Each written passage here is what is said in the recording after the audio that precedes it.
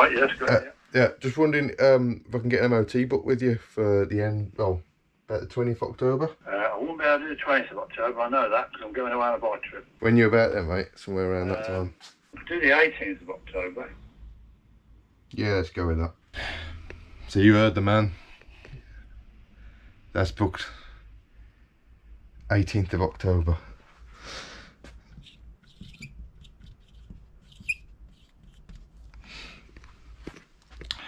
It's no problem, right? Yes, folks, you heard it correct. MOT booked for the 18th of October for the T140v, which is, oh my god. To put that in context, it is currently the 12th of September, so yeah, not a lot of time and not a lot of motorcycle. I think we have most of the parts, I think. It's probably going to have a new set of tyres. We haven't had this running yet, and it hasn't run in the best part of 30 years, so why do I do this to myself? Anyway, we've got to crack on. One of the first jobs, as you can see, we've got no rocker boxes. So the head is all together and the rocker boxes are on the bench over here. So I'm going to start putting these together. This is not going to be a how to restore your Bonneville. It's not going to be a step-by-step. But if you want specific information, specific details, because I've struggled trying to find that information on YouTube, I'm happy to film other things on request. So drop something in the comments if you want to see specific details, especially you, Neil, because I know you'll be watching this with bated breath. Yeah, so engine's in.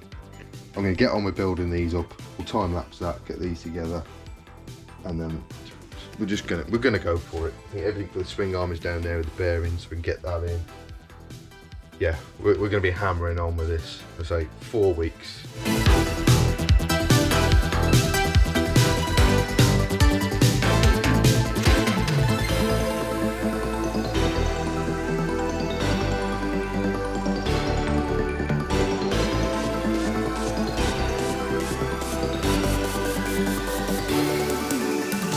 And there we are, fine folks, 2 complete rocker boxes, fully rebuilt, ready to go on. I've got my covers there. And get these push rods in place and get them on the engine.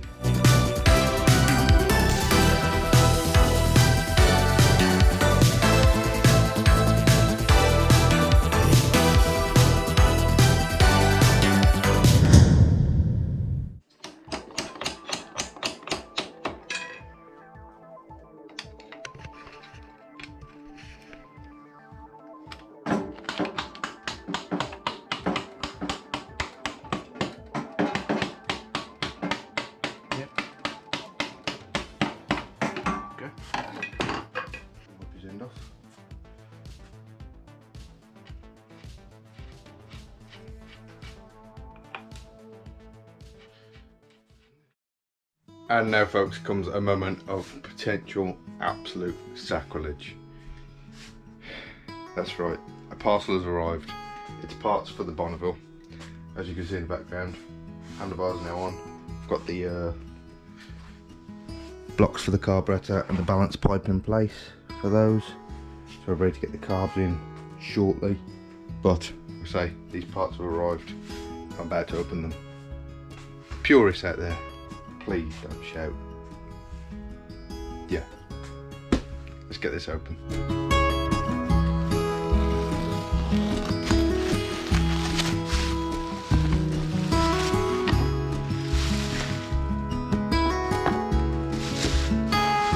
So what I have right here is common consensus.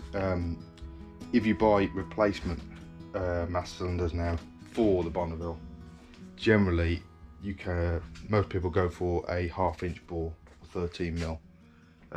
Now, what we found, hopefully you can see this, we took these apart. The original ones are pretty done for, and the switchgear housing is broken as well.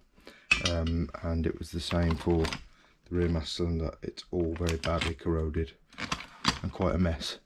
Running a 5/8 mass cylinder as standard makes the brakes extremely firm to use and no feel. So what I did was I took a mass cylinder that was for the Honda over there, and I used that to do a quick experiment with the AP Lockheed caliper on a flexi line, 2.5 inch bore mass cylinder, and it worked a treat on the handlebars. Feels really nice. Obviously I haven't had it out on the bike, but it's the best I can do as an experiment. And then I came across these. So these are Honda parts, Japanese, but it's a Nissin 1/2 inch bore mass cylinder in exceptionally good condition, with a matching clutch perch.